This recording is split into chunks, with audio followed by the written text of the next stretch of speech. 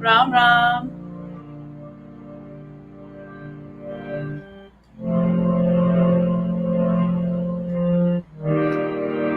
Ram Ram. Yeah, if you guys would post comments in the chat, that would be great. Hi, everybody. Hello. Hi, Paul. So I know you're here because we're live streaming from StreamYard, so I can't see you if you don't put a comment in. No sleep till Brooklyn. Ram Ram. Hi, Bodhi. Hi, Maria. Namaste, Mana. Hi, Marie. So, how is everybody? How we doing? It's hot in New York. Hi, Catherine. Where are you tuning in from? What's the haps? Am I friends with Robert Thurman? I'd love to say that. Yeah, I mean, yeah, I love Robert Thurman. Yes. I haven't seen him in a really long time. So, Nate, you're excellent. Atlanta, Bill. Maryland, we have the ladies are in Maryland, Sunyata and Lila, who will be joining us.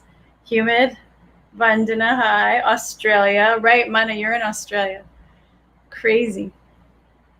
Hi. Hot south of Boston. Yeah, we're like having a heat wave here in the US, I think, right? Nice to see you all. Okay, so I think I just want to say a little bit, and then we're going to chant the Hanuman Chalisa. And hi, Francesca, Portland, Oregon. Nice. Welcome, everyone. I'll chant the Hanuman Chalisa to start us off, and then I'm going to bring Lila, my daughter, Lila Cooper, and her best friend, Sunyata Courie, who I've known since she was 14. So, and they're 20 now, so I've known Sunyata for 6 years. Hi, Neve from Asbury Park. Oh, I love Asbury Park. I'm going to get back there. So just a little welcome. Am I frozen? Maria's saying I'm frozen. Hopefully, it seems fine here. I hope it's not frozen everywhere. Hi, Raphael. Nice to see you. So this is Conversations on Practice is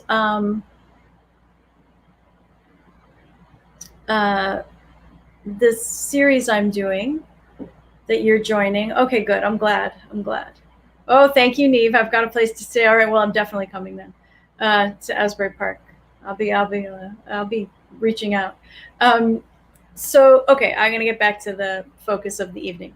So Conversations on Practice is, I started this out just sort of like on a whim, this series, and I really am enjoying it because I felt like there was a need to have some honest conversations from people who are practitioners and, you know, of all ages, and not necessarily well-known spiritual teachers either, right? Like, I really wanted to talk to people who are living this practice daily and get their insights of how they manage their lives and their practice and their get their perspectives and their viewpoints, especially as I feel like there's so much misinformation, disinformation floating around the internet and everywhere, and definitely in our spiritual communities. And I wanted to get some clarity with people around that, and start to talk about what I think is real, and what I think is grounded and honest. And there are teachers who I feel like are talking a lot about things that I don't agree with, that don't make sense to me. And so I really wanted to try and sort of have some conversations with practitioners I know or admire or have worked with, or you know, whose teachings I really think are honest and good and grounded and helpful. So today we are talking to my daughter, Lila Cooper, who a lot of you've seen on Kirtans with me, and her friend Sunyata Courie, who they both have had long time practices. They're 20. So I really wanted to talk to the younger set, you know, about a lot of the issues that we're facing today and their perspective, because they've both been practicing for a really long time, even though they're quite young, right? And so we'll get into that a little bit more. I have lots of fun questions for them, and they're really fun. So it should be. I'm really looking forward to this conversation. So we're gonna Om. I'm gonna sing a Hanuman Chalisa. Mark will post the and thank you, Mark, for doing all the tech in the background and supporting us always. We love you, Mark, always so much. Thank you. And he'll be posting the lyrics to the Hanuman Chalisa. I'll start with that after Oming. And you guys can sing along. And soon, we're going to all be singing in person together, which will be beautiful.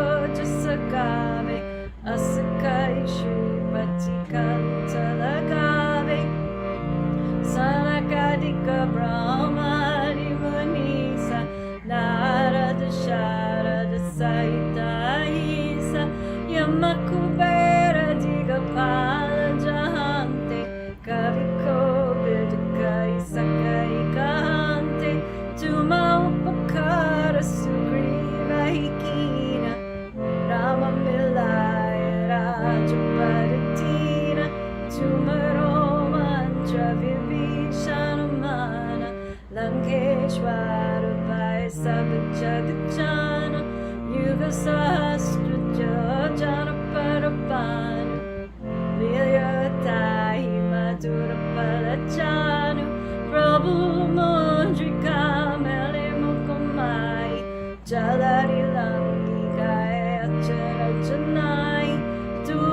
Dharmakaja Jagatiki Jete Sugama Anura Tumerete Rama Duare Tumarakavare Hotana Gyabinu Pesare Sabasikala Hey Tumari Sharana Tumarakshaka Ukodarana Abanate Jasamaro Ape Tina Huloka Katenkampe Buddha Pishachani Gatamahiame Mahavira Javanama Sarave Nasero Gare Sabapira Japatanira Tarahanumatavira Sangata Se Hanumana Churave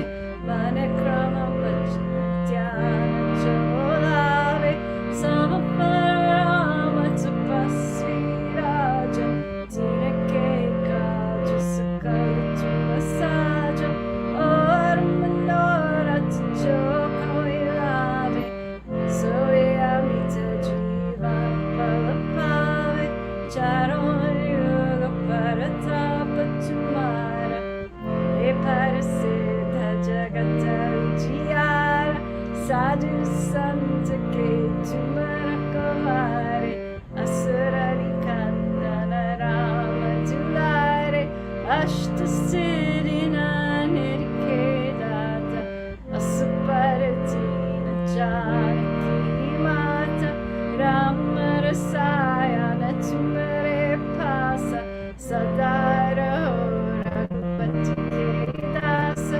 Tumare Bhajana Rama Jikompave Jambhajana Makedika Visarave Antakala Raghupara Purachai Jahajanma Hari Bhakta Kahai Ora Devata Chaitanya Dharai Hanumata Se Service Karai Sankatikate Mite Savapira Josamire Hanumata Balabira Jai Jai Jai Hanumana Vasai Kripakaro Gurudeva Kinai Josita Bharapata Karakoi Chudai Balma Sukoi Joya Bare Hanumana Chalisa Oi Siddhi Sakira Harisa Tulsi Dasa Sadari Chera Kijel Nataridaya Mahadera Pavanatanaya Sankatarana Mangalamurati Rupa Ramalakana Sita Sahita Ritaya Basalu Surabhupasiya Vararamna Chandrapada Jai Sharanam Mangalamurati Marutananda Sakala Mangalamulani Kandan Mangalamurati Marutananda Sakala Mangalamulani Kandan Shri Ram Jai Ram Jai Jai Ram Shri Ram Jai Ram Jai Jai Ram Shri Ram Jai Ram Jai Jai Ram Shri Ram Jai Ram Jai Jai Ram Sitaram Sitaram Sitaram Sitaram Sitaram Sitaram Sitaram Sitaram Sitaram Sitaram Sitaram Sitaram Sitaram Sitaram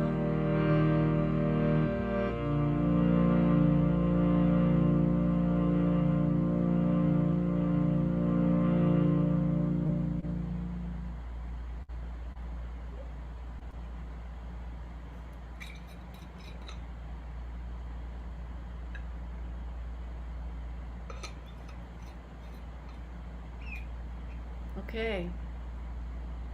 think it's time to burn the goyles.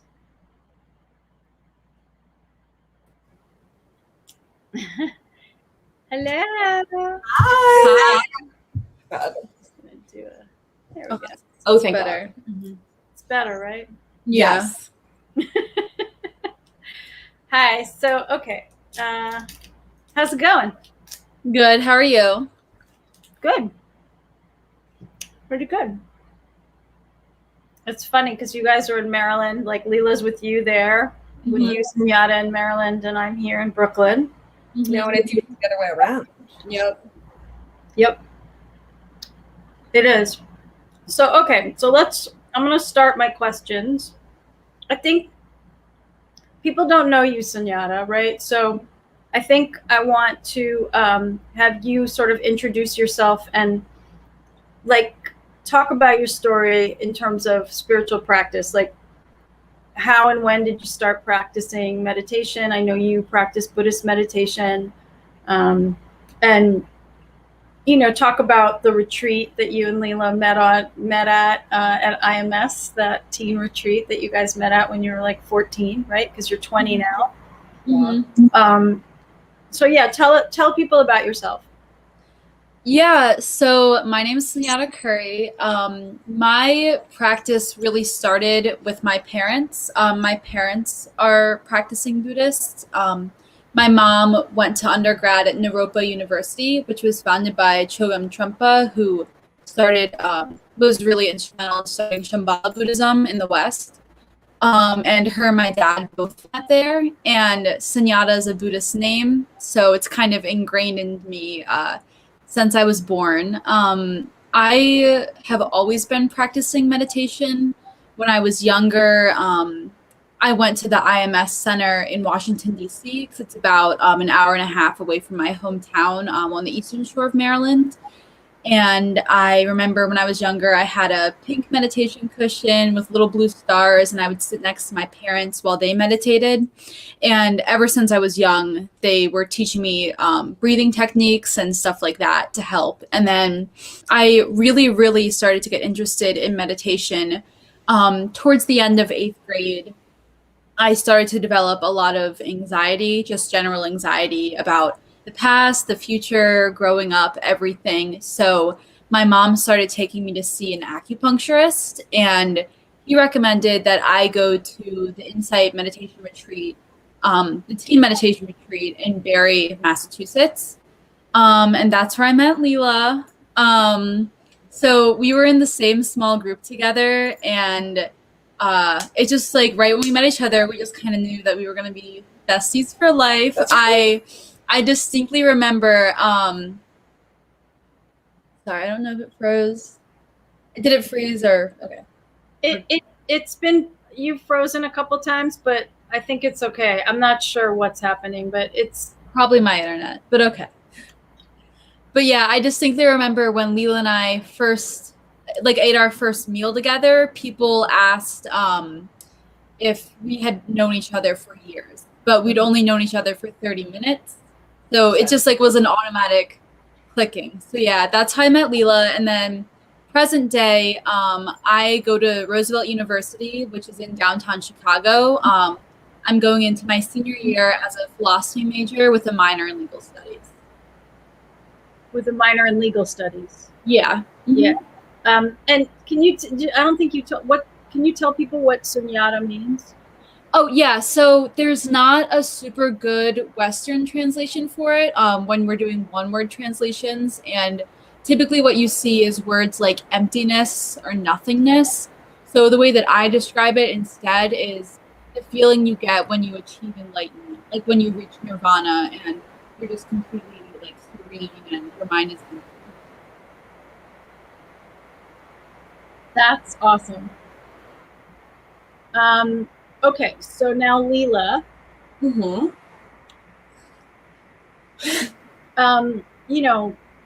I've told so many stories to people about you, so they know about the story of you learning the Hanuman Chalisa while asleep on my lap in Kenchidam. They know you've been chanting kirtan for some time. But they haven't heard directly from you, your story with spiritual practice, chanting, meditation, how that's evolved for you, you know, like, and also I think you have a really strong and personal relationship with Siddhima, have and had. So I think people would like to hear that as well, because that's a big part of your experience. Mm-hmm. Okay, so I guess like let me think about it. Do you also want like little Lila Cooper like into anecdotes, or do you want me to be like tell like an overarching story? I'm having something changed with your audio and having a hard time hearing you guys. I hear something. So maybe just get closer and speak clearly. I don't know what I'm hearing right now. Can you hear us okay? Now I can hear you. So Lila, lean in. Yeah, you just Okay. gotta lean in. I'll lean in, whatever. But wait, so do you want like personal little anecdotes, or do you want like more of like an overarching story situation? You choose. Just do both. Come on. Oh my god, fine. Anyway, so I think at least like how my spiritual practice has changed and how like it's evolved over how it's evolved over time is I think when I was like younger, I really enjoyed going to India, and I really enjoyed going on retreats when I was younger. But there was also a part of me that kind of resented it for making me like feel very different from other children. And so there was like always a part of me that was kind of like, oh, I was kind of like so about it, which I know probably sounds like kind of shitty, but it was just like, I don't know, I felt like there was a part of my life that no one else could know about. And as a little kid, I feel like that can be kind of isolating. But as I grew up, I became obviously like really grateful for those experiences, I think. And really grateful that I got to go to India and I got to go see Siddhima. And then also, I think my practice really evolved more from like chanting to meditating, because I think that's just kind of like more my thing. And I like having, I guess, like a practice that like in every way is just kind of like my own private space, and it's just like for me. And I guess in regards to India, fun story. Well, I mean, when we go to India, I like always loved it because I was just like allowed to be this like little free range baby, and I was kind of allowed to go like wherever I wanted on the ashram, no matter what. And I remember when I was like really little, Uma and I, who's your house daughter, we like ran into like a courtyard where like Gaya was doing arty, and we were just kind of allowed to like sit there and hang out, and someone like brought us milk with sugar, and we just kind of like hung out, and it was like a really wonderful, I think, space to be able to grow up in, because you not only did you have so much freedom, but it was you were also exposed to like so much unconditional love at the same time. So yeah, is that a good answer? Yeah, it's a great answer. I really like, I want you guys to be super honest and not worry about what sounds right or you're supposed to say. Like, I really want you to be you, because you guys are awesome and I love you both and I respect you both. And I think that you have a lot to teach us elders in a lot of ways. And, you know, so that's like, I want to hear what you really think and where you're really coming from. Mm-hmm. So, I think I'd like you guys to talk about how, you know, you hit on this a little bit, but because you both were introduced to your spiritual practices through your parents, one of them being me, but, you know, I want you to talk about how your practice has evolved over the years and like changed and become more your own, or has it become more your own? I mean, I'm assuming it has. It seems to me from watching you both and being with you both, it has, but talk, you know, be honest, be perfectly honest about it all. I want to know. Yeah, I can go first. So I will admit that I've internalized a lot of my practice because of my parents, because my parents and I are just very, very close. So we're constantly talking about our practice and talking about our views on everything. And like, if there's something that happens within like the meditation community, we're instantly talking about it. So a lot of my views on practice do come from my parents. But one thing that I'm really grateful to my parents for doing is while they were raising me, they weren't strictly, you are a Buddhist, we are raising you Buddhist, you have to be Buddhist. They raised me much more, there's this Buddhism thing, it's pretty cool.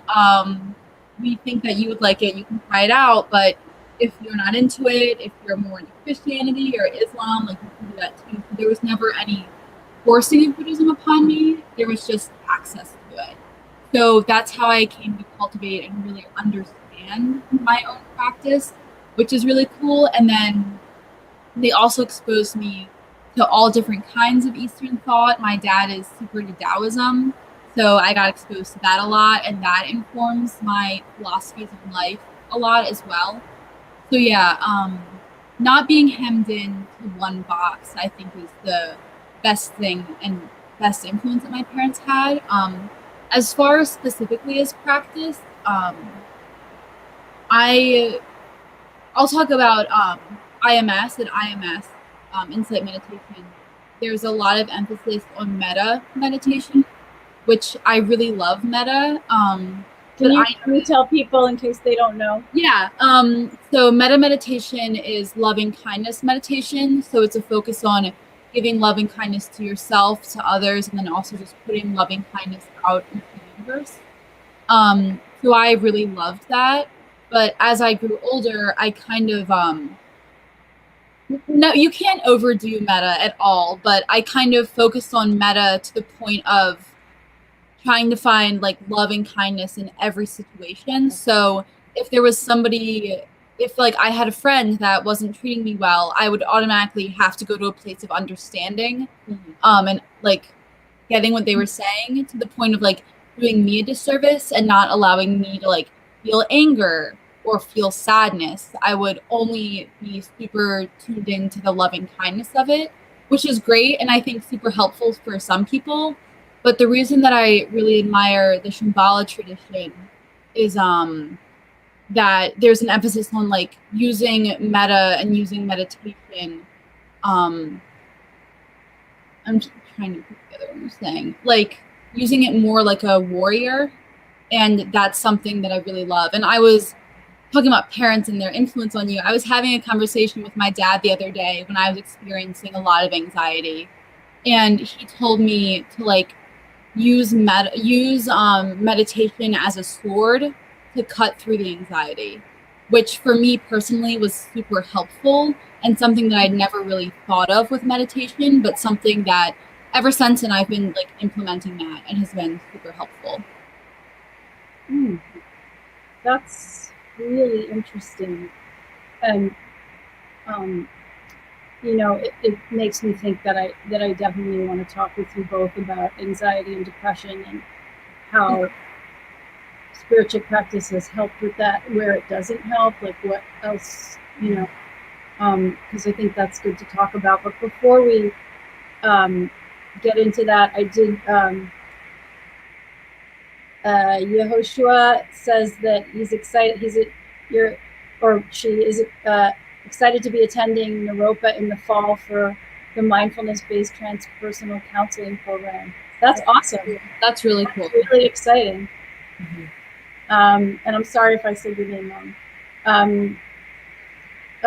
So I want to, Lila, I want you to now answer that same question. Like, what has your practice become more your own? How has it shifted and evolved? How does it look in your life now as you've gotten older? You hit on it a little bit, but more specific. When I think about it, there are like certain things that I feel like I do now that I was told to do when I was little, but I didn't. Like the one thing that I'll do like consistently every single night is also Hanuman Chalisa before I go to bed. And honestly, I think at this point, kind of like a Pavlovian response, and now it just like makes me really tired, so it just kind of puts me to sleep. And yeah, I think how the practice evolved was, I think it was like obviously younger, really heavily chanting, which I very much enjoy. But I don't know, I guess I just like, it didn't feel like it was something that was my own. And I think probably it was because I was raised with that and like around that so much that I felt like, I don't know. And I don't really, you know me, I'm not a performer. I don't know. And so I think that like as I branched out into meditation, I also got really into loving kindness. But I think kind of like the opposite. Wait, say that again. I didn't quite hear that. As you branched out into meditation, what? I like through IMS especially, I got really into loving kindness, and I found it personally really helpful. And I feel like it's kind of two different sides of the same coin. Mm-hmm. And I found it really helpful, but that's because like I'm also like a very critical person. And so like helping to like not be like so critical and neurotic was something that I really needed. And yeah, no. And then how it's evolved now, I mean, that's kind of like I guess it. Yeah, loving kindness meditation is pretty powerful. Mm-hmm. Mark was asking, because we keep hearing a sound from you guys that sounds like a fan. Could be the computer, Sunyata, I don't know. But anyway, it comes in and out, and it's just a little distracting because it's harder to hear you guys. So just keep close to the mic. Right now, I'm not hearing it, and I don't know. So in terms of loving kindness, yeah, I learned that so many years ago. Even before I went to India, I went to IMS, which is the Insight Meditation Society, and did a metta retreat, like a loving kindness retreat, and it was really fabulous, and it really did shift me, and I've kept it as part of my practice since then. I have like my main, the chanting, the prayers I do, but metta is always part of my day, but it's also really interesting what you talked about, Sunyata, because I think balance is super important. And so, yeah, one can get too far into like one aspect and you're not then balanced. And so that's like equanimity, right? Mm-hmm. Like wanting to practice equanimity and get some balance, right? So I'm glad you talked about that. And Lila, certainly, you learned the Hanuman Chalisa on my lap sleeping, and but Siddhima used to ask you to sing it to her. Yeah. She used to ask you to, like, she gave us these prayer books. Remember? Yeah, no.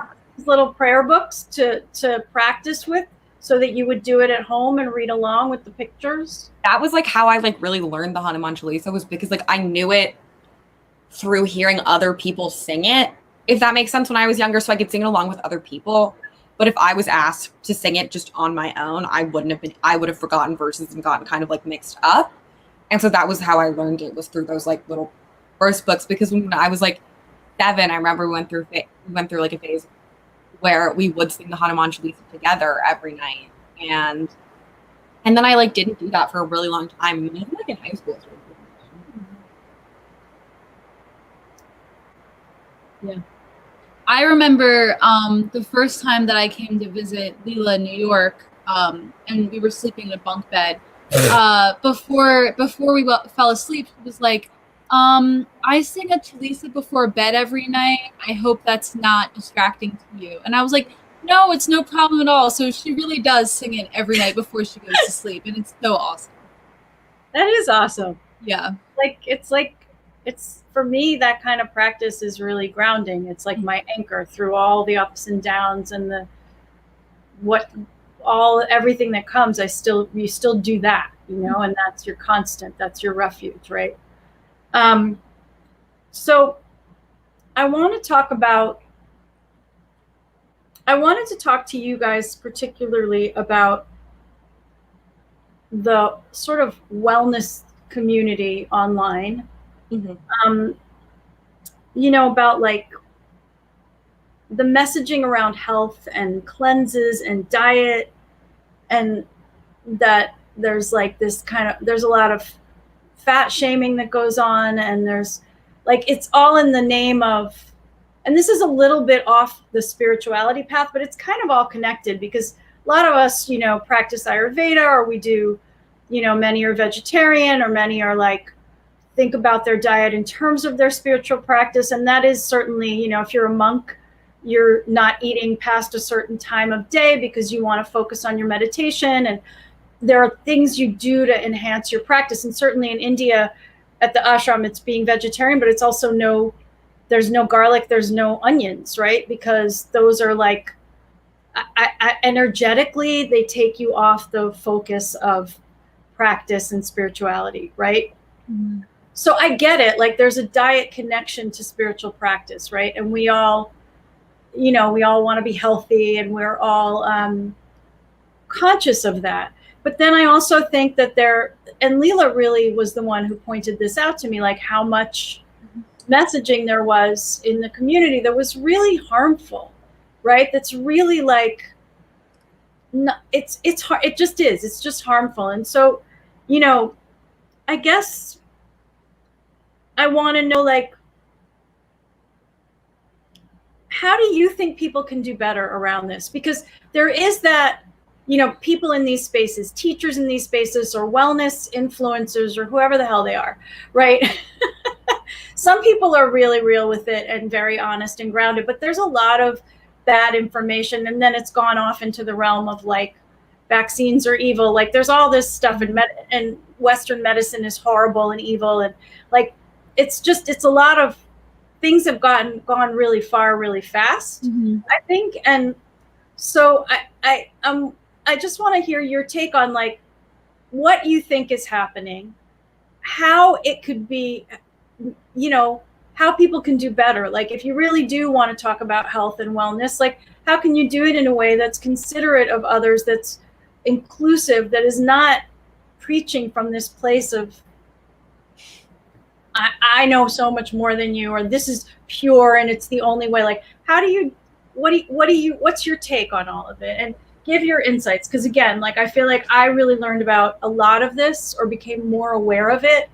I had some awareness around it, but from Lila. Like, I had some awareness of like the constant cleanses and diets, and like smoothies are the way to, I don't know. Like, they're the answer to everything. Lila knows I hate smoothies. Oh my God. People are just I love smoothies. I support you. I love that you love smoothies. I really don't. I can't join you in the love, but I don't want to shame you for loving smoothies. For some people, they're great. Just need to clear that up. So just go ahead. One of you start, and then follow up. Okay. You can go first. Lila's very passionate about this, so I would like for her to go first. Okay. So I think a lot of what's happened is that diet culture has become a lot more insidious. And because I think people have realized the way that diet culture has damaged so many people and their relationships with food and their body, but there are companies and entities that still have to make profits from that. So they've moved over to essentially the idea of like wellness and health. And you're like, oh, I'm just doing Whole30 for my health, like not trying to like shit on anyone who does Whole30, but you know, or something like that, when a lot of times it's an incredibly restrictive diet that involves, and they're like, oh yeah, no, like I'm doing this for my health, but weight loss is just kind of an added benefit, you know? And so I think in that, like, that's really harmful in a lot of ways. But I think the thing that is even more harmful is the way that I think to the broader world, the way the wellness community and like the spiritual community is portrayed is it's as mainly as like a conventionally attractive in white women. Like, think about, like, for example, the founder of Moon Juice, Amanda Chantal Bacon. She's like, oh, well, beauty comes from the inside, but it's also really easy to say that when you're like a thin, conventionally attractive white woman who benefits from both thin and pretty privilege. Mm-hmm. And what's Moon? Can you tell people what Moon Juice is? Because I have no idea personally. I have no idea. Moon Juice is like, how do I say it? It's like a very heavy, like Gwyneth Paltrow Goop endorsed situation where they have like a lot of like very expensive supplements, if you will, like a maca powder et cetera, et cetera. I don't really remember anything else, but but you're saying that the problem is sort of with the branding, not Yeah, no, it's like not with what they're actually selling. Okay. Yeah, what they're selling isn't. I guess what I'm trying to say is that when you're buying moon juice, you're not buying the product. You're buying what you hope the product will make your life be in a lot of cases. Right. And and obviously not everyone's going to be like an incredibly wealthy white woman. Like they just aren't. And can't change that. And then I also think another thing, and then I think about I guess shifting the way people speak about this is I think a lot of people have to reckon and recognize with their own internalized fat phobia, because I think a lot of the way people speak about their bodies and in public spaces and in public forums and speak about health and the way I guess that a lot of times I think that fatness is seen as correlated to poor health is really damaging. So you first have to look at yourself and realize the way you feel and the way you speak on fatness, so then you can make it a more welcoming space to everyone, because that's so restrictive. And I think it makes a lot of people feel like shit. And I also think my own personal thoughts are the idea that obesity is tied to death, and that there are very specific dietary things that you can do to live longer, which there are, don't get me wrong, there are certain things if you don't smoke, you're probably going to live longer, but there are very specific restrictive diets that you can be put on that'll make you live so much longer and be so much healthier, which gives you a feeling of control over your life, when in reality you can do all of those things and you can still get really fit, and the idea that someone's body is their fault or whatever, or something to be ashamed of, or their health is solely in their hands, is honestly kind of irresponsible to preach, especially when the United States doesn't have broad food policies that would make foods that are healthier more accessible to people. Right.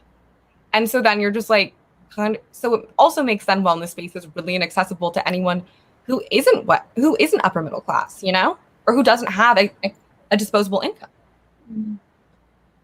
Yeah, those are there's a lot to unpack in there, Lila.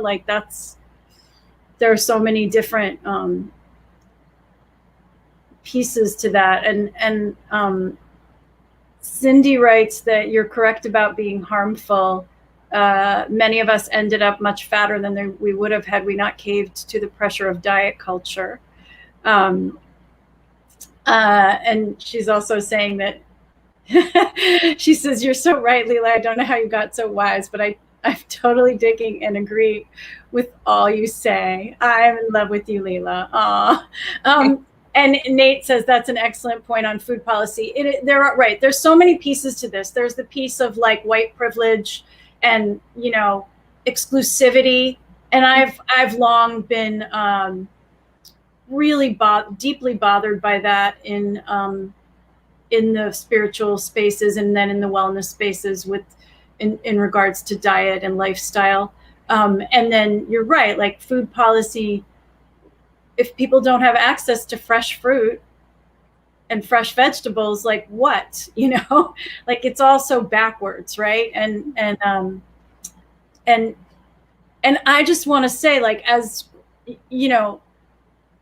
when I was growing up when I was young in the 80s and 90s, the diet culture was so huge, and it wasn't it was healthy, but in those days it was fat was the evil thing, right? You weren't supposed to eat any fat, which we then found out was really bad for you. We were all fat-free everything, and it was just, and then you're right, the internalized sort of hatred of being not skinny here in the US for sure, but in many parts of the West, I'd say in Europe too, right? It's maybe not as extreme, but it's pretty much the same. And so you have to be thin, and thin equals healthy, thin equals good, you're a good person. There's so much in there that's really damaging for all of us, for those of us who aren't thin, but for those of us who are too, because you can never be thin enough. You can never be perfect enough. You can never have the exact proportions of your body be what they're supposed to be. Like, there's just so much in there and in what you said. So, thank you for that. And Sunyata, what would you like to add? Yeah, one thing that's important to me, because when I was like entering meditation and wellness spaces, the beauty standard was and still is largely thin white women, and that I don't connect with that, and I don't think that you should have to connect with that to get popular or like thrive within these meditation spaces. And one thing when I was learning about like the origins of fat phobia was that fat phobia is rooted in racism, and it's rooted in the policing of Black and brown feminine bodies.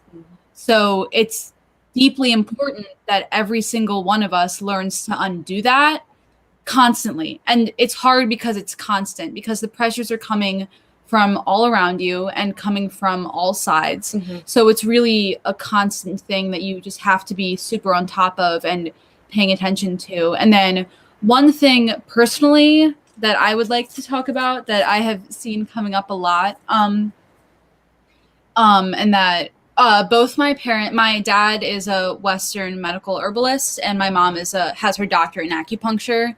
So a lot of what I say is informed by that. But one thing that I've noticed an uptick in is people that are really into intermittent fasting to optimize themselves or to make themselves a better person. And that totally works for some people. So I'm not trying to shit talk people who it works for, but for the vast majority of people, intermittent fasting does not work. And if you like looked in the DSM-5 and you looked at like the clinical diagnosis of an eating disorder, intermittent fasting fits within that like category. Not eating for certain parts of the day because you want to control your environment and control what you look like is a disordered eating pattern. So I think that the prevalence of that, and I have so many friends I know that are into intermittent fasting and are trying to do that, but it's too hard for them, and then they feel like failures when they can't intermittent fast, is super destructive, and it leads them down a path of getting into an eating disorder and then having to deal with that, and how intense that is for the rest of their lives. So it's definitely super insidious, and I do not like that diet culture has colonized wellness and meditation spaces. And then sorry, go ahead. I think that the level of personal responsibility messaging about health and wellness and diet culture and people's bodies is so damaging, because if you can't do X, Y, and Z diet, if you can't intermittent fast, if you failed at Whole30 or stuff like that, you feel horrible about yourself. And like your self-worth was placed on that diet. And then not only that, but then it's like, what about people who can't even access that stuff, and who are made to feel bad about eating the only foods that they can access financially. I'll add one more thing also that I've noticed is like prescribing morality to different foods, like, potato chips are bad. Right. Potato chips are bad for me. But my favorite food group is potato chips. Exactly. So it's almost criminalizing foods that people enjoy and foods that produce happiness and produce serotonin within people. And another thing is that eating is such a communal act, and humans are a communal species. Yes. So it's just the most insidious form of picking apart people that are happy to be together and people that are just trying to enjoy their life and eat food, which eating food is necessary for staying alive. So like over policing how people feed themselves and sustain themselves and like keep themselves alive just is super fucked up. Sorry, but like super messed up. No, you can say fucked up. It's super fucked up. We can curse here. It's all right. Maharaji cursed all the time. So they say. I didn't have in person, but word was he cursed all the time. So I feel like it's, and I do too. So it's fine.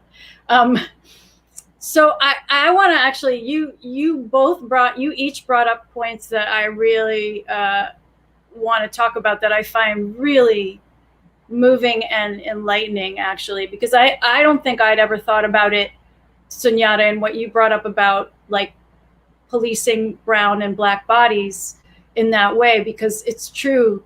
Like, that's a really interesting perspective that I hadn't thought about, you know. And of course I know that the ideal is always, as a woman anyway, the skinny white woman, right? Like, that's always what you're supposed to want to be. And, you know, there's plenty of like skin bleaching sort of things in many different cultures in India too. And, you know, so, but it's really interesting to think about that, like as part of it. And there was also, when you talked about the intermittent fasting, like that, you know, that's disordered eating. That's really interesting too. Because, you know, like I had, so everybody, I don't know if I've talked about this publicly before, but I think I have, but I had an eating disorder when I was younger. And in fact, I want to say I always will. Like, it's one of those things that I always have to keep an eye on, that habit of mind, right? And so I really can't allow myself to diet. And I just want everybody to know, I always want to. I always think that the diet is going to fix things. It's always, it's like, it's the thing, like I see it and I want it. It's a really strong craving, because it feels like this is going to make everything right. Yes. Everything. And I know from direct experience that it does quite the opposite, but I still have that pull, and I have to always go watch and go like, hey, what are you doing? Are you dieting? Because that's not going to work out. And when I have things, you know, yeah, I'm a skinny white woman, but like, I don't think my body's perfect. Like, I always, like, I'm like everybody else. If things change, and things change as I get older in ways that I wish they wouldn't, but they do. And that's part of life. Like, that's the natural progression. But in our culture, it's being young, it's being thin, it's being, having, I don't know, what is that called? Washboard abs? No, it's something else. What is I think it's washboard abs, right?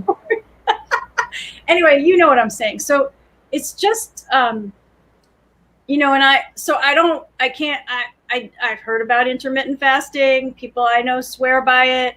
There are a lot of friends I have on the keto diet, and they all swear by it. And you know, again, I don't want to, like, if that works for you, if that makes you feel good, if that's a thing in your life that helps you feel better as a human being, you know, that's great. It's not like, I don't want to add on to the shaming of whatever you're doing around food. But the other thing that you said, Sunyata, that I loved so much was the community part, because food is community. And so a lot of times what happens is, when we're on these special diets, we can't be in community in the way we want to be with each other. And then why are we shaming people who are in community with each other, eating all this food, like, I don't know, barbecue or whatever the hell it is, right?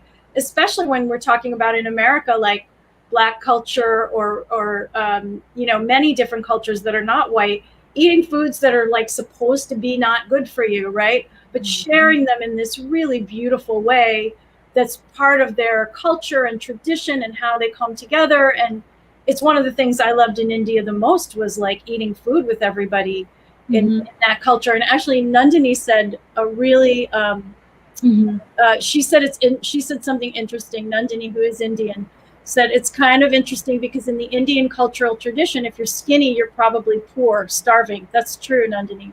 So the idolized images are buxom and curvy. That might have changed, but growing up in India, I never felt ashamed of my body. And if you know me, you know I'm not skinny. And Nandini is one of my favorite people to eat food with on the planet. Nandini makes the yummiest food, I want to say. I just had dinner at her place the other night, right? You guys both know this. One of the best cooks there are. Yeah. And actually, I want to say, in India was the first time, when I went to India for the first time in 1998, that was the first time that I did not have self-consciousness around my body. Because until that point, I picked apart every little part of it, right? Like, my thighs were too big. This wasn't right. This wasn't right. if I gained weight, I was bad. Like I was somehow shameful. I would always feel ashamed if I gained weight. Like I was weak and not cool, and the cool women were skinny and they didn't have to think about me. You know, it was just like so much garbage. And when I got to India that first time, it was the first time that I felt free in that way. Like I wasn't, there are a lot of things you're judged on in India. I don't want to, you know, but that wasn't one of them. Like I never felt like, and it didn't matter if I gained weight, if I lost weight, like it was I wasn't paying attention to it. It was one of the most freeing feelings I've ever had in my life in that way, because I was so imprisoned by what I had to look like and my focus on my looks and my weight, you know? And that was the first time I let go of it a bit, really. Yeah.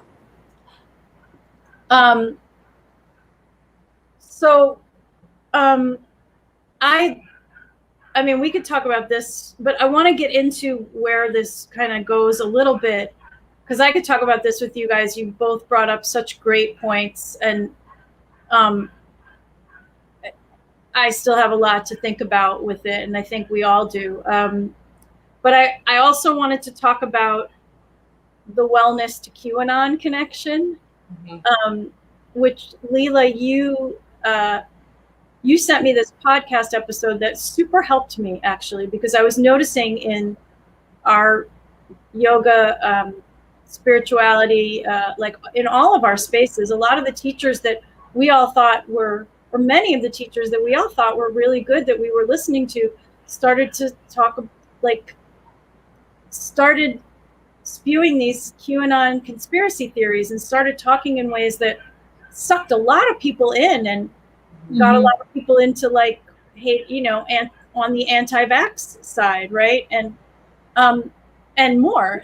And so there was this podcast episode, Lila, that you sent me from maintenance phase, and it talked about it was the QAnon wellness to QAnon pipeline, I think is what they called it, right?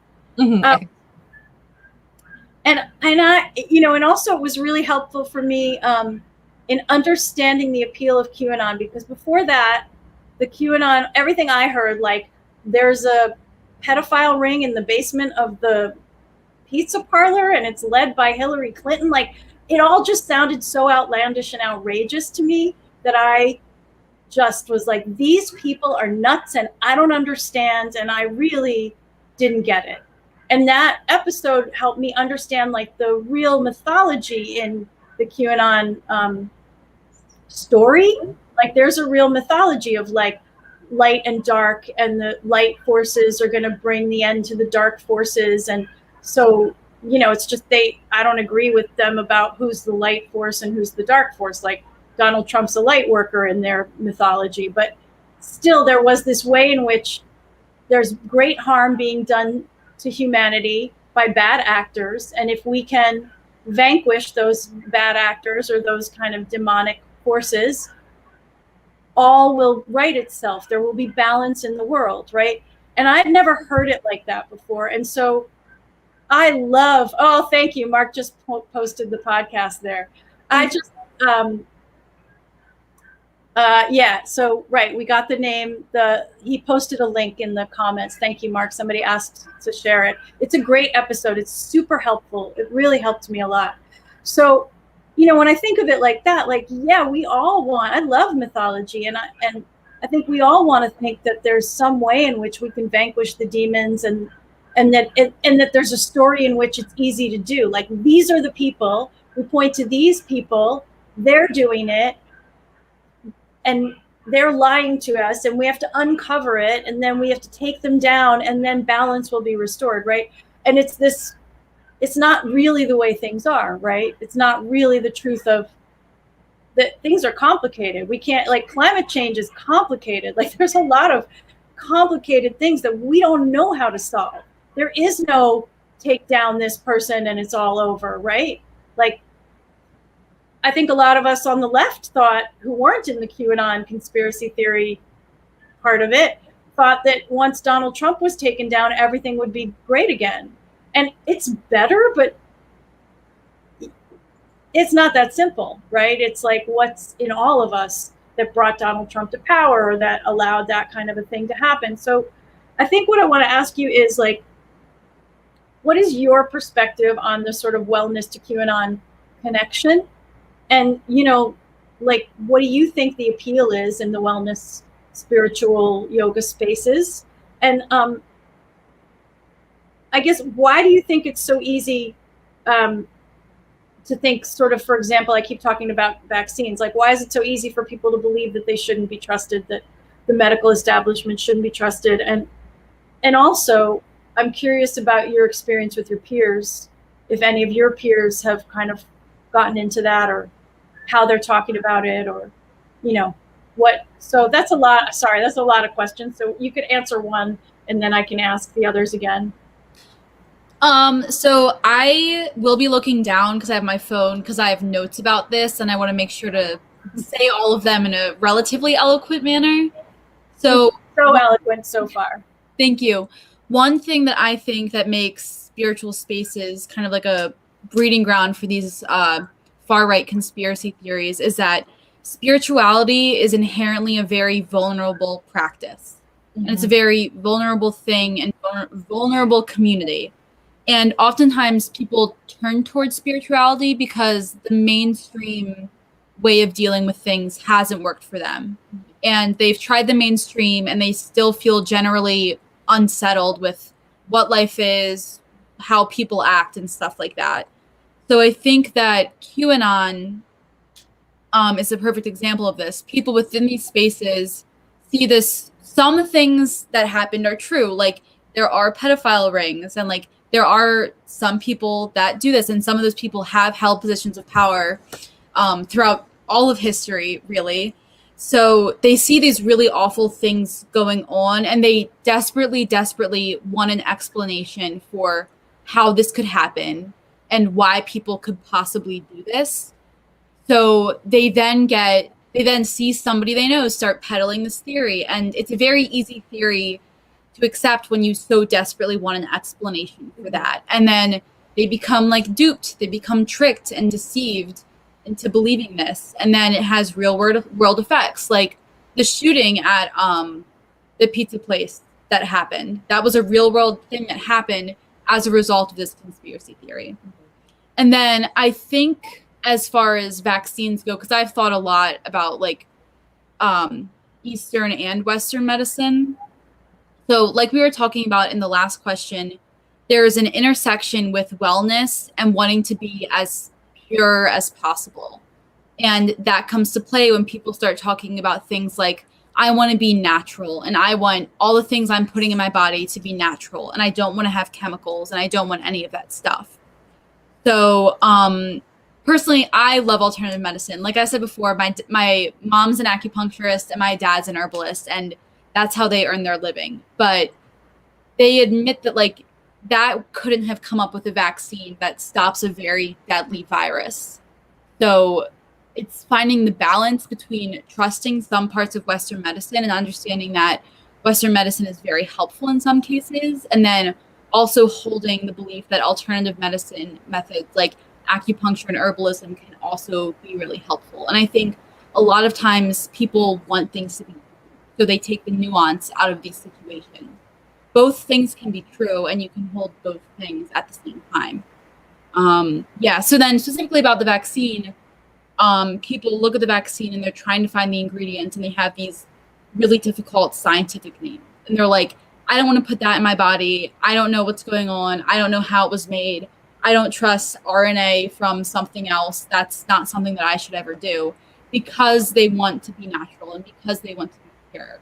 And it's very frustrating to me to see that, because it's hurting other people and it's having real world effects and killing other people. So I don't know how we change that. I think it has to start from a place of openness and empathy and understand that people are scared of things they don't understand, and then kind of find common ground within your spiritual practice and then go from there and like have an honest conversation about, how is the vaccine made? How does this happen? Like, how does it work? how is it safe? And not starting from a space of anger, even though probably are starting from that space of anger, because everybody should get a fucking COVID vaccine. Like, it's not that hard. So of course you're going to be angry, but like trying as hard as you can to start from a place of understanding that they're scared and nervous. That's really helpful to think about. I've I was angry for a while about people not getting vaccinated, but I've heard some different stories, and I also sort of reconsidered. And yeah, what I want is everybody to get the vaccine. I want people to stop dying unnecessarily, right? Like it's heartbreaking. Also, it's frustrating, but I do get that's good perspective. People are scared, and I understand it is scary, all of it. Lila, do you want to add to that? Give your perspective here. Yeah, I guess you introduced the podcast to me. I guess to go back to kind of like QAnon, because I feel like I honestly have like less to say on anti-vax sentiment, but I mean it kind of applies to anti-vaxxers too. That was just an example too. I mean, I just sort of brought the anti-vax as an example of how that's right-wing conspiracy theories, and like now people on the far right and on the far left are not getting vaccinated. It's a place where they're meeting and are believing some of the same things. But anyway, go ahead. I think a lot of it also actually relating back to like food and wellness and diet culture is it gives people a sense of control and agency in their lives when they feel like they don't have it in other circumstances. And it's really easy then to be able to view yourself as the good guy and like a savior. And who doesn't want to view themselves like that, you know? And so I think that's part of why it's so easy to pray, or it's so easy to believe. And then moreover, I think it like makes people feel really special to know some information or a piece of information and feel like they have a world view. Come closer, Lila. Come closer. It makes people feel really special to know that they have, or to feel like they have a worldview that not only are like other people not aware of, right? Or like they don't believe, but also that they truly believe is righteous and is like going to help people. And so I think that's why it's really easy to get thrown into like QAnon, especially after like COVID, when it was a really lonely time and really isolating for a lot of people. And a lot of people found community through QAnon, which is really awful. But it's true. And so when you think, I guess, kind of lost my train of thought, I'm going to be honest. But I guess when you like think about that, it seems like it's easier to understand why people are able to get sucked into a conspiracy theory that seems so outlandish. And also, it's not like a lot of people are getting sucked into QAnon like straight from the get-go, right? Like they aren't believing Pizzagate immediately. It goes from light misinformation to then to more misinformation, and then finally to like QAnon and stuff like that, which is really hard for people to believe. And it's also because of social media algorithms, which will, if you're like really interacting with posts that are talking about QAnon or like anti-vax stuff, they then push more of that, and you get deeper and deeper into that until that becomes your world online. And when online has become, or when the internet has become so much of our world currently, it's really hard to remember that there are other perspectives out there, you know? So I think that's. Yeah, I like also what you said about it's true. It's a community. If you're like, we were stripped of our communities this past year and a half, right? And some of us are starting to get them back, I'm happy to say, in some places, right? Here in New York, things feel really good, like really good. I want to just like, I love New York very much, people. I've grown up here, and I'm so happy to see everybody out and happy, and like the restaurants are packed, and like it's alive and beautiful. And there was a celebration, there were fireworks because we were 70% 70%, like everybody had gotten at least one dose of the vaccine. So it was it's feeling really good, you know, but it's not like that everywhere, right? It's not like that everywhere in the US, and it's certainly not like that everywhere in the world. And so the community piece, Lila, is really, I think, important to think about in terms of like easy prey or easily getting sucked into QAnon conspiracy theories, because there's this community there that feels really like they understand you. And Raphael just wrote, he said, after my vaccine, the amount of people in spiritual circles who questioned me and called me a sheep and started looking down at me was quite mind-blowing. Yeah, that's awful. And it's true. People will call you a sheeple. You're a sheeple. That's a thing people say. They also say, like, people who really think the vaccine is bad and evil and horrible, and they call it the jab. They won't refer to it as a vaccination, which is interesting. Oh my God. So Yoshua says, I just want to say I was anti-vaccine for the longest time, and today I went and got my second vaccine. I'm really happy to hear that. I'm really happy to hear that. And if you want to write in the chat, like, why you were anti-vaccine, I'd be curious to know what your perspective was when you were anti-vax. Because I will say, like, and Lila knows this, when Lila was a baby or, you know, real small, I was hesitant to vaccinate her. There was, at that time, people believed that, you know, it was possibly the cause of autism. There was this article that has since been debunked, was going around, and we all believed it. And we also all, like Sunyata, I still am very much, I really love alternative medicine, acupuncture and herbal, you know, herbs and Ayurveda and, you know, Chinese kind of medicine theory and Tibetan medicine theory. Like, I really love a lot of those Eastern traditions of healing. And there are so many different sort of healing modes that I really think are beneficial. And so I also felt like, oh, I'd had some bad experiences with Western medicine, right? And so when Lila was small, I really was torn as to whether to vaccinate her. Like, I really thought about not, except that we were going to India. And that was really dangerous, to not vaccinate your child and go to India, where I saw things that we've now eradicated here, alive and very much damaging people in India. So I vaccinated her, and then I vaccinated my son. But I even waited to vaccinate my son because he had allergies and things going on, and a homeopath suggested we wait. And so we waited. Like, I gave him his first bunch of doses and then waited till he was like older than 2 to do the rest. And I have no idea if that was good or not, you know, like that could have been, that was a thing at that time. Like, oh, it's bad that we vaccinate babies, right? They're so small, they're too vulnerable. But actually, they're so vulnerable, they're the ones who can, not so much COVID, but other things. So it's interesting. Like, I just want to say, everybody, that there was a time when I was very suspicious of vaccines, right? And I've changed.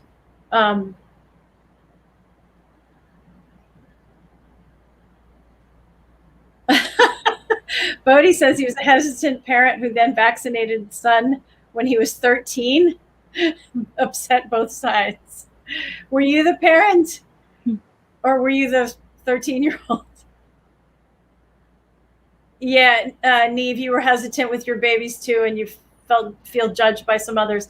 It's really hard. I want to just say the vaccine thing is hard. I see both sides, and I think now, because of COVID, I think that the vaccines really are way out of this pandemic. I don't see another way out. Not with the variants that are happening. I understand the fears and the doubts, but I don't personally see another way out. Bodhi, you were the parent 6 years ago when you were hippie parents in 2002. Cool. I also, not to interrupt you, I'm sorry. Yeah, no, say, I was done. I was visiting my grandfather for the first time in a long time because of the COVID vaccine. And while we were there, we got to talking about vaccines and vaccine hesitancy, and we both had been vaccinated. And he was alive during the time of polio, and he actually contracted polio during that time and ended up in a polio ward for polio, which is now an eradicated disease that is coming back thanks to people being anti-vaccine. So ever since then, he remembered children that were his age, which was like 7, being on iron lungs, and then having to be on iron lungs for the rest of their lives. And friends he had at that time having to be on that for the rest of their lives. So I think that at times in the Western world, specifically the US, we do forget about how powerful these vaccines are and how, in my opinion, super important they are to helping children not die. Mm-hmm. Because people have been taking these vaccines for so long, and it's really eradicated some of these childhood diseases. Mm-hmm. Yeah, that's a great perspective from your grandfather. And I will say, I saw people with polio in India, and that, you know, and it's like, and I think a lot of us here, we grew up with vaccines and we didn't see the diseases, right? And so we just, like, there are so many of us who don't have any sense of what these diseases do and what it was like pre-vaccine. It's a really good point. Yehoshua says, I said anti-vaccine, but really ever since I arrived on this spiritual path, I've taken a holistic approach. My heart was never called to get vaccinated, but I just didn't want to lie to anyone about being vaccinated when going out in public. So I feel like I have a responsibility to keep myself safe as well as others. That's really beautiful. Yeah, it is for all of us. And that's not, it wasn't, you know, an easy decision for you. Bodhi says he's got his first Pfizer 4 weeks ago. 19-year-old son just got his first shot 2 weeks ago. Yeah, that's great. And Nandini, from an Indian perspective, if I had not been given vaccinations growing up in India, I could have died of smallpox, measles, polio. I took vaccines for all of, because they were still very much, and even when I went there, you're right, Nandini, in India, it's different. And all my Indian friends have been very pro-vaccine, actually, always. And when I was actually afraid about vaccinating Lila and then Pavan, like, I talked to my Indian friends, and they, you know, like Nina said, like, oh, I'm vaccinating my, you know, like, my daughter's getting vaccinated. Like, there's no question. Like, there was no question with any of my Indian friends. Mm-hmm. Cindy says, I was anti-vax and not big on Western med for many years, but all I had to contend with was some pain issues, which were easily handled with physical therapy, acupuncture, qigong. Early during the pandemic, I was diagnosed with an autoimmune disorder. I am now immune suppressing medication. I've gotten all the vaccines my doctor recommended. Yeah, that's great. That's hard too with having an autoimmune disorder. That's like complicated for sure. Okay.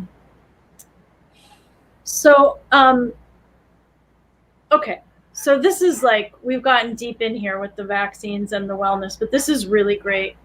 I think my next question is a little bit of a pivot, because I wanted to ask you guys about how you view the role of our spiritual teachers, right? Those who are influencing others and with public personas, so to speak, and awareness around LGBTQ plus and BIPOC communities, right?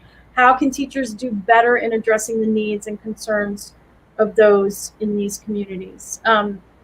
Because as you guys know, right, for a long time in the yoga, meditation, spiritual chanting communities, they've been mostly white and upper middle class, and I'd say they still are, right? And there is some movement there, but not enough. And so I guess, like, so the two questions really are, like, what is the role of spiritual teachers in really helping us all grow in our awareness and understanding around, you know, becoming more inclusive and aware of systemic racism and how that influences everything, right?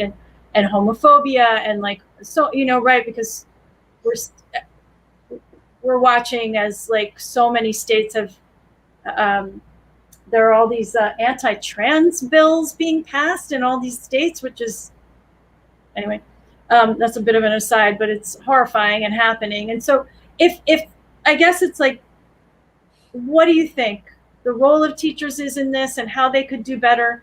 And like, what would help our communities become more aware and inclusive? Because, you know, there's this way in which, and I think you both have heard this, like teachers can sometimes talk about, well, in the absolute, we're all one.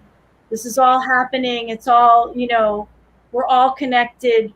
The truth is so much higher than this. Like, this is happening on this plane, but we're here. And there is some truth to that, but it's a little, it gets oversimplified, I think. And it's not really then including people who've been left out, you know, and ignored and put down and oppressed. And so I just, you know, so that's sort of like, what do you think the role of teachers is? What do you think could help shift these dynamics and help our communities become more aware, like in the spiritual spaces? Your perspective. Mm-hmm. I can first say that, like, as somebody who identifies as LGBTQ and I grew up in a super small town in a really rural area in a very red county. So growing up, there was a lot of homophobia and name calling and stuff like that towards openly gay kids. And when I went to IMS, two of the meditation instructors were very open about the fact that they were members of the LGBT community. And like, to see that from a teacher and somebody that I looked up to so much was like open and accepting and happy about that and had no shame about it was super just eye-opening to me and like opened me up to a whole new life. Like, it's possible to hold that identity and like just fully be within it, and like you don't have to apologize for holding that identity. So I think that teachers who are members of those communities are extremely important because mindfulness practice is so powerful. And I think that as many people as possible need to have access to the mindfulness practice. And that's super important to me. I think it's the fan on my computer is making that sound. And I don't know how to fix that. So I'm sorry to everyone. Just make sure you're leaning close. It's better close. Yeah. And then I have talked about this a lot with my godfather, who's also Buddhist, about how inaccessible it is and difficult it is to get teaching positions, because you kind of have to have a background of money in order to do the training to get into that role and like be able to live while completing that training. So I think that like just making the ability to be a meditation teacher more accessible to members, like to people of color and members of the gay LGBT community, is one of the most important things that can be done. And then also, if you are upper middle class and white, giving dana to these teachers and giving generously is super important as well. Can you tell people what dana is, please? Yeah, dana is like a donation and a way of saying thanks to teachers, because often people that are teaching should at least try not to make money off like monetizing of like mindfulness. So dana is a way to help them out and make sure that they're able to live their life. Right. It's part of the tradition, dana, because the teachings are considered to be priceless. Mm-hmm. And so you offer, but you're right, offering as much, offering a really good amount if you have the means is a great way to support the teachers. Lila? My thoughts? Lena. Oh my God. Okay. I think it's just like a constant Sheryl Sandberg It moment. is. But I mean, I think like kind of to bounce off Sunyata, I think a really important part of making meditation more accessible is making meditation spaces more financially accessible to people, because like not only do you, like, for example, like, you know, if you're like going on retreat or whatever, like that's not always a financial reality for people, nor do they necessarily have the time to be able to do so. But it's also like, then you have to think about, you know, the I guess I'm forgetting the word for it now. It's not cultural capital, but you know what I mean. You know what I'm talking about, where it's like you have the since mindfulness and spirituality have been at least in the historically upper middle class and white, then you are more likely to have access to that information, to being able to disseminate it to larger groups of people, making things more financially accessible. I don't. Closer. It's just because the fan seems to be on right now, Lila, and so you just need to be. You're talking about financially accessible retreats. Yeah, making retreats financially accessible, so like people have the ability to get into it through that if they also don't have access to that information in other ways, because especially if you're like, you know, since American yoga, or I guess like the American spiritual community is generally upper middle class and white, you're probably more likely to have access to that information if you fall into that group, and also feel more welcomed in that space. But yeah, no, I don't really. I feel like Sunyata covered most of what I would say. That's an interesting point, Lila. I mean, I think you both bring up the point of like economics. Like you're both coming down to like, you know, really, if you don't have the means, it's very hard to have access to these spaces. And so, you know, economics play a big role. And like for you, Sunyata said, you know, for teachers who are teachers, seeing teachers that are LGBTQ made a big difference to you. And I'm sure, you know, seeing teachers of color, right? If you don't see any teachers of color and you're a person of color, then you don't feel like you belong. And I will say, like, to that end, like, you know, Brooklyn Yoga School, Lily founded Brooklyn Yoga School, and it was a donation-based yoga school. And she did it because she thought that's how yoga should be. And she wanted it to be accessible to lots of people and not just the, you know, the affluent and, you know, or middle class, upper middle class white people. But the truth is, like, it wasn't a hugely diverse community. It was a beautiful community, and I love that community, but it wasn't diverse in the way I think she had hoped and we had hoped it would be, given that it was donation based. And I think that's partly, I think there are a lot of reasons for that. And you know, certainly one of them was like, well, if you're not seeing other people like you there, you don't feel welcome. And maybe you also don't have access to know about, you know, like there wasn't enough like going into communities and letting them know that this existed. Like maybe there should have been or could have been some kind of outreach. Like I don't know, but it's an interesting point you guys bring up about the economics, and it made me think of that. And I just Marcy wrote something interesting about the Vax QAnon situation. History. First came the revelation of the Tuskegee experiment, right, where Black men were allowed to die from gonorrhea while being told they were being treated for it. Yeah, that was we've really done a thing or two that's horrific. Shortly thereafter, a medical doctor knowingly falsified data and stated that vaccines cause autism. Yeah, that was that whole thing. And he has since been disbarred, but too late. I know we all read that and thought we all believed it. We really did.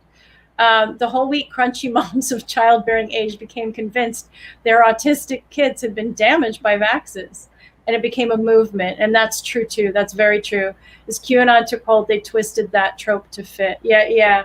I think that's all really, thank you for posting that and writing that, because I think that's quite, it's good to remember sort of like where a lot of this came from, a lot of the misinformation.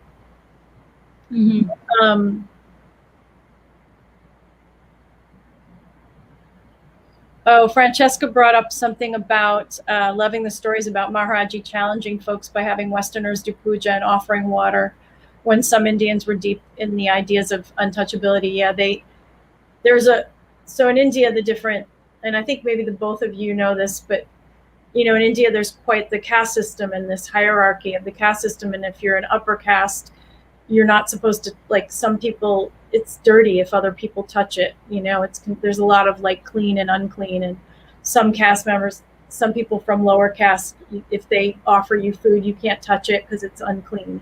Certainly Westerners are completely unclean. So Maharaji used to, you know, really mess with people around that. But I also am remembering when we're talking about the dieting wellness thing, that a lot of like people when they went in the 70s to see Maharaji, and it happened to me too, in a way, because they went and they were like all about, you know, like you have to steam your vegetables. And at those times it was like brown rice and steamed vegetables was like healthy. And, you know, and you go to India and you're given like everything has so much sugar in it. And like the vegetables are cooked for a really long time, which is actually good. But anyway, there was like, and everything was like, you know, like fried and you know, not like healthy, right? And it was the same thing. Like when I went, we were like, you know, oh, we were like vegan. You know, I was vegan when I went, and it was like everything was like drinking the milk and milk in your tea, and then we all were like, no, sugar's bad, and sugar is in, you know, everything in India is like sweetened so much it hurts your mouth sometimes. And it was wild because you really like let go of the whole, like it made a lot of us at that time, they did, and a lot of us in my time when we went, like, have to let go of our ideas around diet and purity, because we were like challenged in that, and it was helpful. It helped us let go. So I want to say it's 8:30. So you guys have been posting things in the chat, which I love.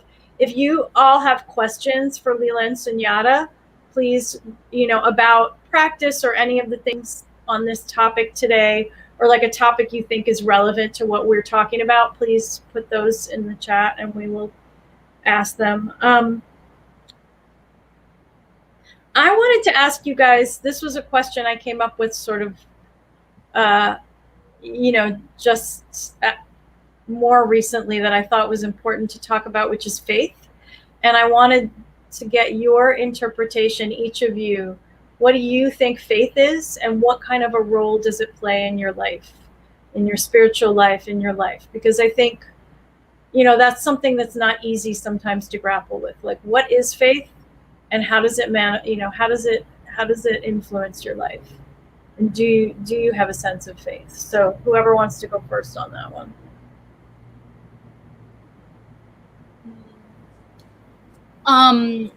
So the county and place that I grew up in, I love it. But when I was younger, I was definitely the only Buddhist kid in the school.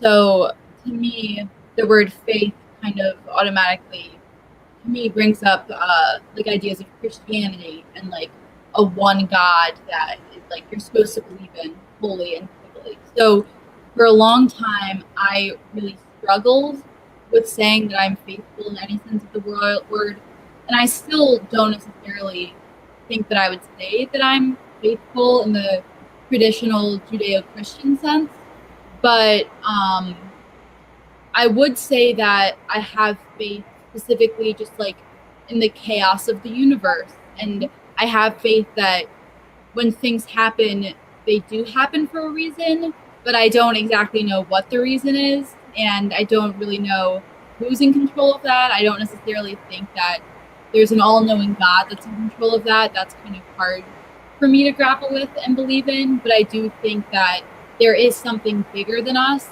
that's more important and does have an effect on our lives. Definitely. And then I guess with me and faith,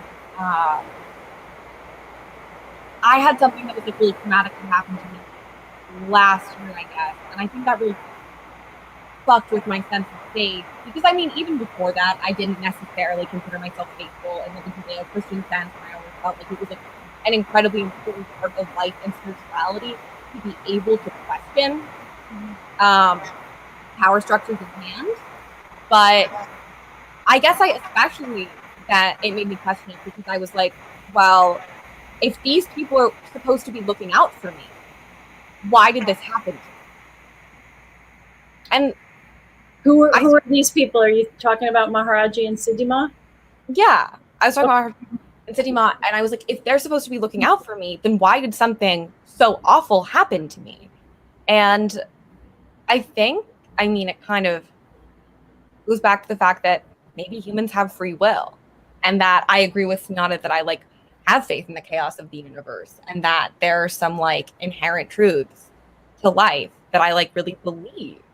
But I don't necessarily think that I have like one set faith in like anything. And I don't think my faith is unchangeable or unbreakable in any capacity, you know? Because I still do think that being able to question and be able to reflect on a lot of different teaching is really important. Yeah. Yeah. Discernment is certainly important, but I think they can both sort of coexist, right? Mm-hmm. One should have discernment on the spiritual path. It's important. And we talk a lot about that here. And I want to know, like, do you guys have faith in your practice? Do you feel like Lila, do you have faith in the Hanuman Chalisa and the practice of it? Sunyata, do you have faith in the practice of meditation? I mean, I hope it's doing something. That's kind of how I feel about it, is I really hope and I want it to be doing something, and I want it to be, I guess, and I want it to be able to change things in a way. But do I know that that's what it's doing? No, I can't really be certain of that. No. Well, I would say that is faith, because you can do it even though you're not certain Right. that it's happening or changing. Yeah. That's true, because I guess if I was just blind, I guess then otherwise that would be blind faith. Mm-hmm. And then I would say that, yeah, I do have faith in my practice in so much as that it helps me with my anxiety, and it helps me when I'm struggling with like feelings of depression. So that's really all that I can ask for from my practice. And then I would also add that, like, actually, no, I don't want to add anything. What I said was good. Yep. It was really good, and I do want to follow up on that question, but I also wanted to Marcy brought up a couple good points, and then there's a question for both of you from Yehoshua. So Marcy said, first she said it's hard to talk about this topic without Black people present, and I would agree with that. And I am very conscious of, like, as a white person doing these talks, trying to have different kinds of people on, like different representations, right? So young and old, and not always white, and so I'm working on that, sort of diversifying our space so that we can keep having conversations in which everyone is included. And I'm glad you brought that up. And also Marcy said, I am autistic and would like to note I'm not damaged, and we are 100% with you on that. Mm-hmm. You are not damaged. That is not what's happening, and I'm really happy you said that. Thank you. So Yehoshua said, how do you both find balance between doing a practice while also living within the material world?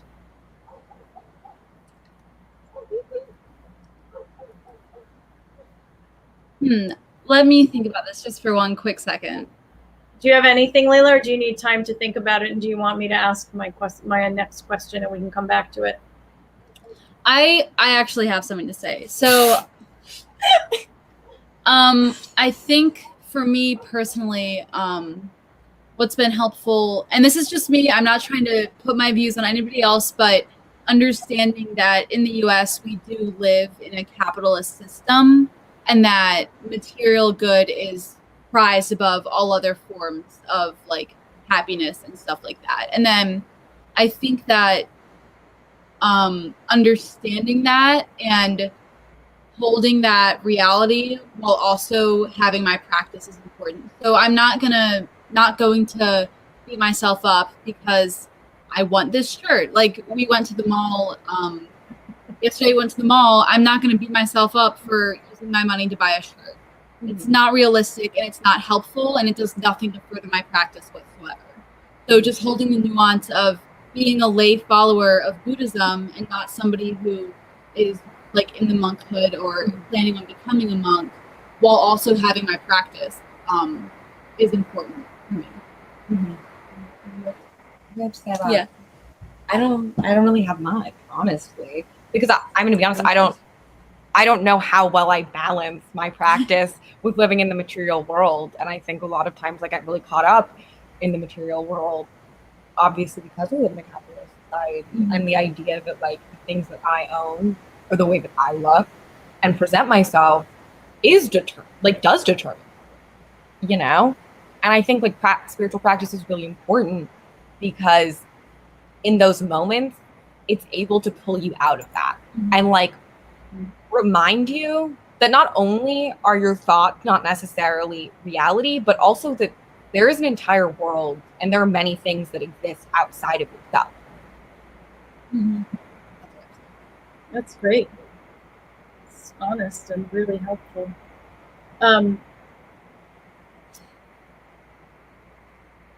Nandini said here, one way to think about what your practice is doing for you is protecting you from experience you will never face because you were doing your practice. Sometimes when we go through a really bad phase of experience, it's hard to imagine, but yes, it could be worse. Not experiencing the worst that you will never know is due to faith and practice. Yeah, I would say, like, I often think that way, Nandini, like that, you know, especially in India with Siddhima, like things that like would happen that were like just enough that you were like something where you knew something worse might have happened or where you were being protected. And that is a great way to think. Just as I said that, I knocked Siddhima down. I don't know what that means, people. No, literally. Okay. And then Raphael said, I see a lot of younger people that when they start a spiritual practice, they tend to immediately go into the side of trying to make a spiritual business out of it right from the start. Is that something you guys are seeing as well? And what are your thoughts on the spiritual business side? That's a great question. I'm ready for your answers on that one. I mean, I guess on like it being something that like we think about or see, I don't personally think that I've like seen my peers get into that or like want to go into spiritual business. But I also would like to say that like my peers and my friends at college aren't particularly spiritual in any capacity. And I honestly think the idea of like monetizing my spirituality, I'm not saying it's bad or like anyone else, like people shouldn't do it, but it just never really crossed my mind because I always have come at it from a place of like, who am I, you know, to tell other people what to do. And also I never really even thought about like profiting off of it in that way. And more that it was just like, kind of just like a private part of my life that I don't necessarily want to share with other people in the first place. But that could just be me. Yeah, I personally don't have any peers that are in like doing spiritual business, but I know that it definitely does happen, and I kind of have conflicting feelings on it because at one point people, once again, back to like the whole idea that we're living in a system where money is important to eat and to live your life. So I understand why some people like feel a need to monetize that because it's something they enjoy doing. So it's something they enjoy doing, hopefully something that they enjoy doing, and that's why they're monetizing it. And I totally understand doing that, and I totally get doing that. But at the same point, I personally feel like mindfulness should be free and accessible to all. So I don't think I could ever get behind doing that personally. Yeah, I also feel like I always thought that kind of like, or it had the ability to fall into like the pitfall of once you make something you enjoy in business, it becomes not enjoyable. And I think that was like something more the group. Yeah. Interesting. Yeah, I have two. I also have just different feelings around that. Like, I get it. We do live in a capitalist society, and everybody has to make a living, and it's hard to do spiritual practice as much as you'd like if it's not your living. It's hard to find time and play, you know, to do it as much, right? If you want to live more fully in it. But I also resent the monetization of it to a great extent. And I feel like then it changes it. And certainly then we have things like,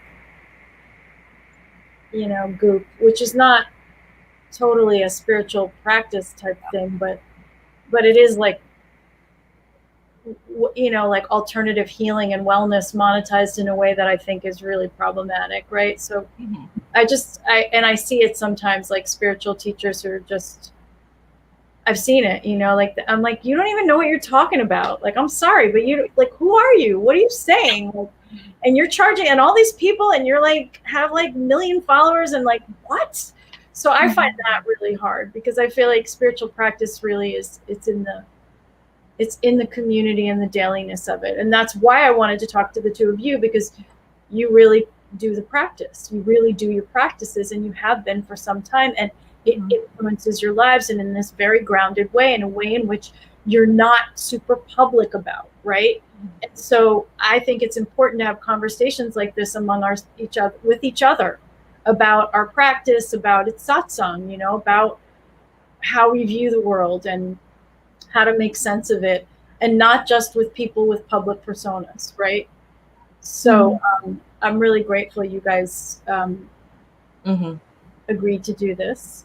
And before we go, I have one last question that I wanted to ask you, which is kind of a big question, and then we really have to wrap up. But you, Sunyata, keep bringing up anxiety and depression, and we did do one of these really focused on anxiety and depression with Brooke, with my friend Brooke, and we talked about loneliness and depression, but anxiety also. But why don't you guys talk about it? Because both of you, have experience with anxiety and depression, and you both have practices. And so, Sunyata, maybe you want to start by elaborating on how your practice has helped, and also, where does it?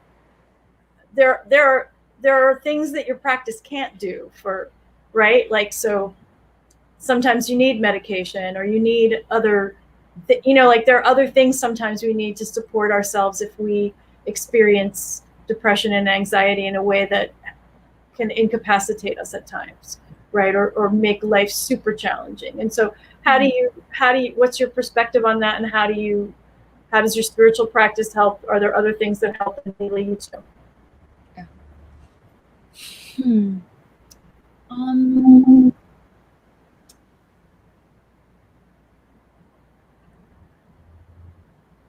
Yeah, I do have a bit, I hold some like divergent views on Western modes of treating mental illnesses. So I am not always the best person to talk about and speak about. But that's your perspective. Like, that's like, this is your perspective, and it's helpful, because what helps you, like what really helps you, and what have you found? And certainly Western medicine doesn't have all the answers, or else we'd all be fine, So there's a lot in there that's like, there's a lot of medications. It's not always the right way. For some people, it's really helpful. So where do you fall with like what the spiritual practice has done for you, the relationship with that? Yeah, so I want to start by saying that I totally, whatever works for people to treat their mental health issues, they should absolutely do, and there's no judgment there. But personally, traditional Western means of treating mental illnesses, such as like therapy and antidepressants, aren't helpful to me, and they're detrimental towards like my life and my practice. So, and I think that when we go into pathologizing mental illnesses, it can be really dangerous, because, and I've experienced this personally, being like, oh, I experience anxiety, so therefore I am a fundamentally anxious person. Or, oh, I have experienced depression in the past, so I am fundamentally a depressed person. And I think it can be dangerous, and I've seen it with peers of mine, and just getting stuck in I have this condition, so this is how I am, and I will never, ever in a million years break out of that. So I'm just going to continue to live and act this way. And that's not to say that these conditions can't be super debilitating and like trap you, but that's totally possible. But specifically, my practice has been helpful in when I'm experiencing anxiety, just going back to the breath and returning to the breath and understanding that daily practice is super important in like training your mind to be in the present moment and training your mind to get better at like snapping you out of anxious situations. But I think that meditation is most important for me personally when I'm using it to wake up. And like I notice that because a lot of people recommend like, oh, when you wake up, do 10 minutes of meditation and then you're done for the day. Like that's your practice, you're good. You've reached your allotment, like 10 minutes, you're fine in the morning. But meditation is most helpful to me when it's like 2 a.m. and I'm in the middle of an anxiety attack and I just need to like realize that I'm in the present moment, everything's fine, and go to sleep. And I think that using meditation to just like cut through anxiety and depression is super helpful, but also super difficult because you have to walk the line between like needing to get professional help from a therapist or a psychiatrist and not looking at that as a bad thing. But then also like realizing that the practice can help you with anxiety and depression. That's really interesting. That's a really interesting take, Sunyata. And you're right. The pathologizing of it is problematic, I think, and like that tendency to identify, I am this, I am that, like, right, which is meditation is super helpful in picking that apart and noticing that. And Lila, can you talk about for you? Because for you, you have a different perspective than Sunyata. So it would be really nice to hear how you feel. Like, what has helped you with your anxiety and depression?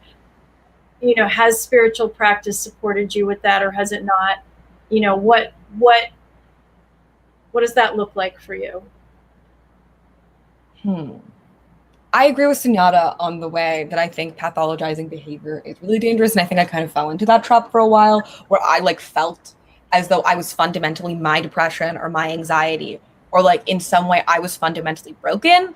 And I think it also goes back to, at least for me anyway, this feeling of almost like terminal uniqueness, you know, of like my experience is not only so different from other people, but it can't be understood by other people. And I know when I get really depressed, I'm like, this is the saddest I will ever be. And it will never get better. And I will always feel this way. And so going back to my practice, to be able to just like identify that those are thoughts and that is not a truth. Like, that is not a fundamental truth of life, right? Like a truth is that things are always changing. And so that's just not how my life is going to be for forever. And I think that was something that was really helpful for me. And in like a very similar way, just being able to even identify those thoughts as thoughts and then being able to slowly deconstruct that like line of thinking. And obviously like this kind of goes into therapy because I'm in therapy and I'm on medication. And that's helped you, right? Talk therapy has been really helpful to me. Medication has been moderately helpful to me. Okay. But yeah, it's definitely like a dance because also, I don't know. I think I also believed for a long time that like, if I was on the right medication, it'd fix me, you know? And there would be like a pill that I could take to make me feel better. And it was always really disappointing when that didn't happen. And all of a sudden, and I was like still depressed. Like I wasn't, like I'm not as depressed as I would be personally, like if I wasn't on the medication that I have that works for me now. But, you know, there's always going to be, or not always, but medication isn't going to be a cure-all is what I'm trying to say.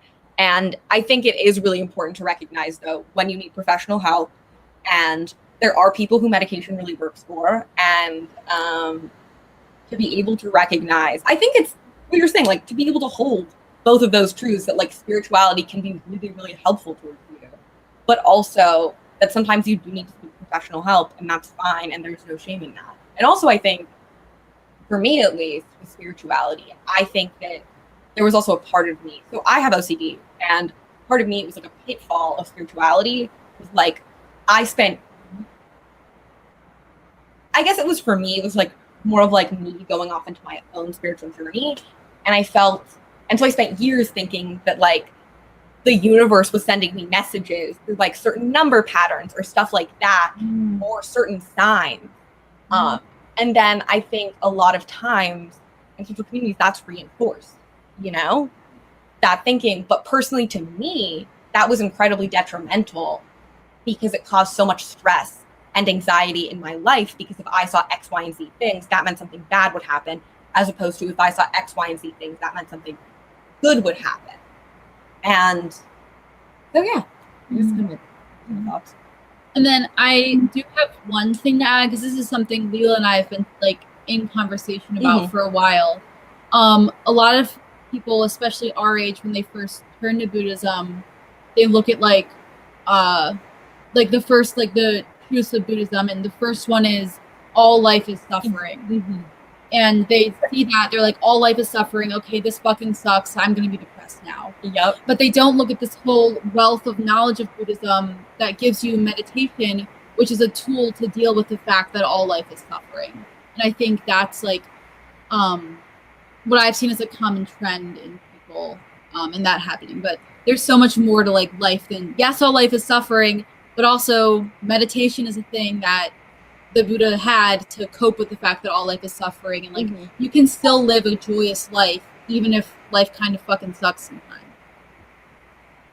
Yeah, that's true. I mean, I think like, you know, I've gone to many talks with the Dalai Lama, and I think he was asked like, are you happy or something like that, and he was like, well, I mean, you know, I'm exiled from my country, and my country people are being tortured and killed.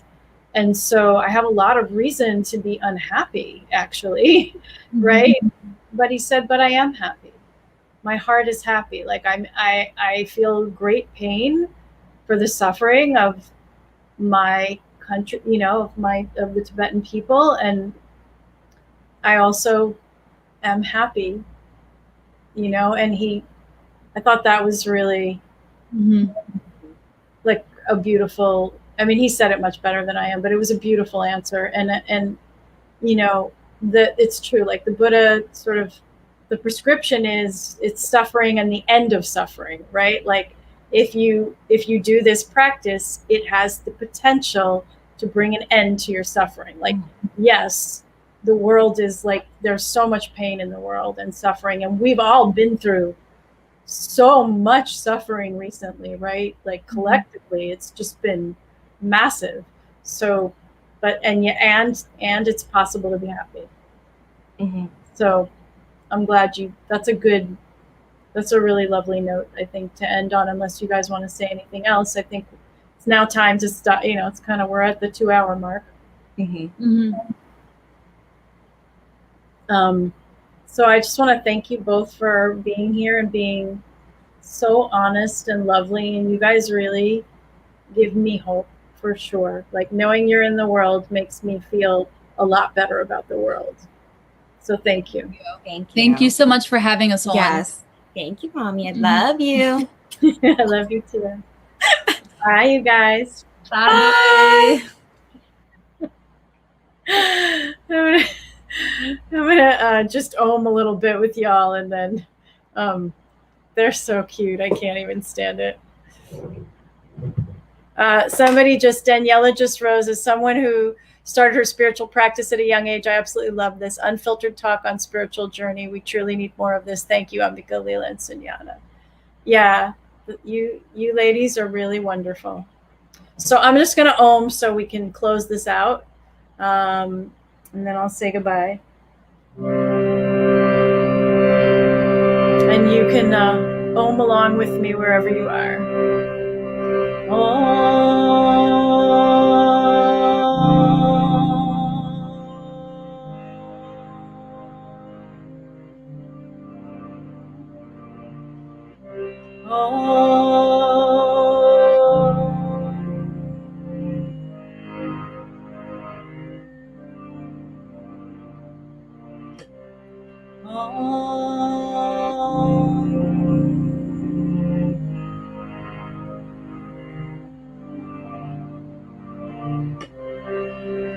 Shanti, Shanti, Shanti.